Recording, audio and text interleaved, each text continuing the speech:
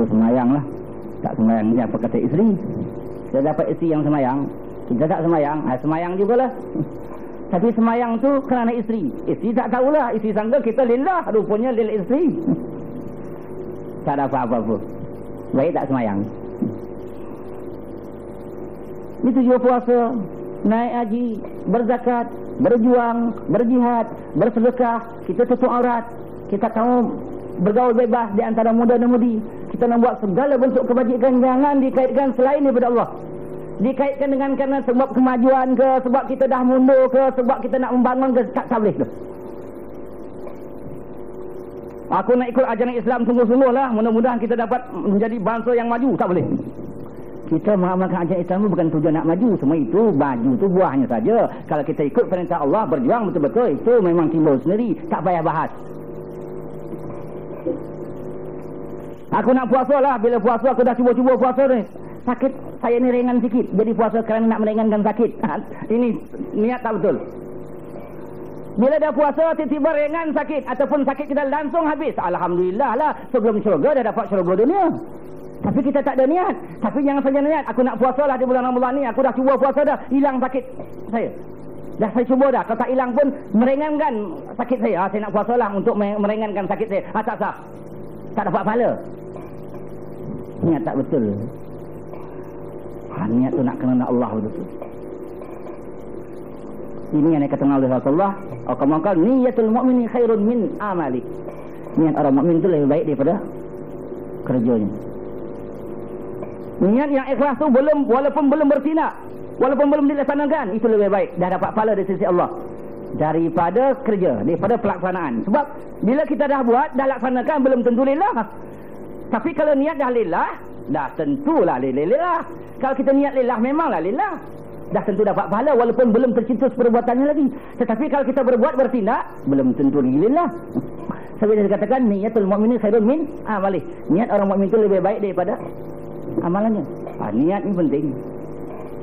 Sebab itu sama ada kita nak laksanakan perintah Allah, perintah buat, sama ada yang fardu maupun yang sunat, ataupun kita nak tinggalkan larangan Allah, sama ada yang berbentuk haram maupun yang makruh, jangan cuba dikait-kaitkan kerana selain daripada Allah. Kerana Allah SWT. Bila dah buat kerana Allah, dah laksanakan kerana Allah, dah berjuang kerana Allah, dah semayang kerana Allah, dah belajar kerana Allah, dah membangun kerana Allah, Allah cetuskan, Allah bagi kemajuan, alhamdulillah lah, semua kita minta Allah bagi. Allah bagi sikit dulu di dunia ini sebelum di akhirat. Tapi jangan dikaitkan selain daripada Allah. Tak boleh. Kita umat Islam mesti berjuang, mesti berjihad, supaya kita tak mau terhina, supaya jangan orang hina-hina kita. Berjuang ni Allah suruh. Soal hina tak timbul. Kadang-kadang kita berjuang boleh jadi hina. Allah nak uji kan. Banyak orang berjuang terhina, Allah nak uji. Dan biasanya kalau berjuang sungguh-sungguh jadi mulia. Tapi ada kalanya berjuang-berjuang terhina. Allah nak uji orang yang berjuang. Jadi sebab itu berjuang ni yang dikaitkan dengan selain daripada Allah. Mengapa saudara berjuang? Mengapa saudari berjuang? Allah suruh, Rasul suruh, sebab itu saya berjuang.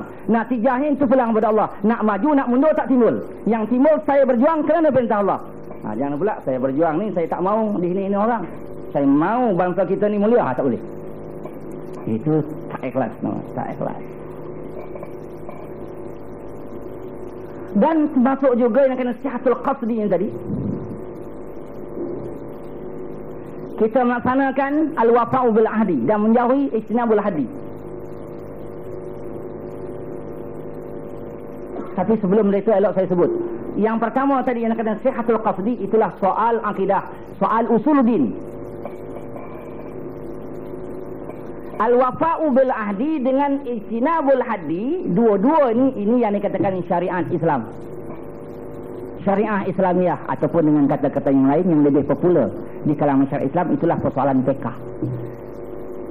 Sihatul qasdi tadi yang bersangkut tahu dengan soal rukun iman yang 6, itu soal akidah. Ataupun soal akidah ya, itu berhubung apa dengan soal usuluddin. Apa ajaran Islam? Al-wafa'u bil ahdi wa ijtinabul haddi, ini persoalan syariat Islamiah. Atau dengan kata-kata yang lain, itulah yang dikatakan fiqh, persoalan fiqh. Sihatul qasdi, benar niat.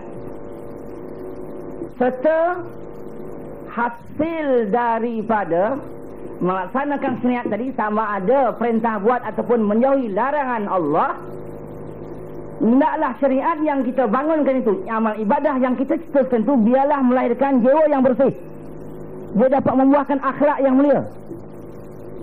Hasil dia bersemayang, hasil dia berpuasa, hasil dia belajar, hasil dia mengaji, hasil dia mengajar, hasil dia naik haji, hasil dia berjuang dan berjihad, hasil dia melaksanakan perintah Allah. Dia akan dapat membuahkan akhlak yang mulia. Dia menjadikan hati yang bersih. Dia akan dapat memiliki sifat-sifat mahmudah, sifat-sifat yang terpuji, seperti sabar bila berhadapan dengan ujian, redha, puas, tenang hati dia, puas hati bila berhadapan dengan takdir dari Allah. Dia bersyukur bila berhadapan dengan nikmat, pemurah, kasih sayang, maaf bermaaf, mudah memberi maaf, mudah minta maaf bila bersalah, mudah memberi maaf bila orang bersalah dengan dia, berani sehingga tidak ada lagi pada dia dengan sebab amal ibadah yang dibuat itu, sebab dia membangun kasihan itu, tidak ada lagi pada dia sifat-sifat mazlumah, sifat-sifat yang terkeji ataupun akal-akal yang terkeji. Tak ada lagi sifat pemarah, tak ada lagi sifat bakhil, tidak ada lagi rasa tamak, sifat penakut tak ada lagi, hasad dengki tak ada lagi, pendendam tak ada lagi, gila pangkat, gila puji, gila dunia dan sebagainya, macam-macam gila lagi tak ada.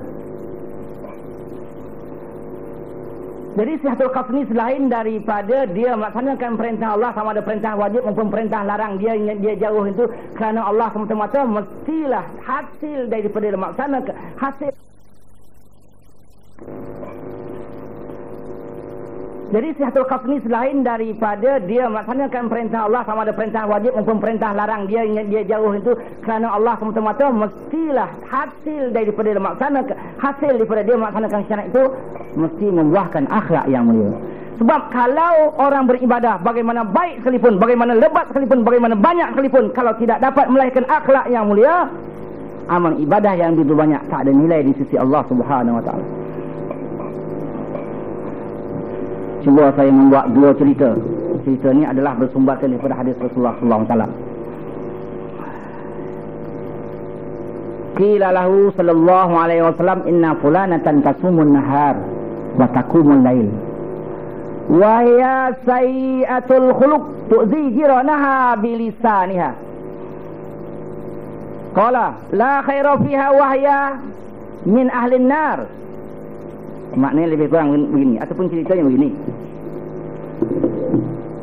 Pernah ada di kalangan para sahabat, dia memberitahu kepada Rasulullah begini, wahai Rasulullah, saya kenal seorang wanita, yang mana wanita yang saya kenal tu amal ibadahnya kuat sungguh.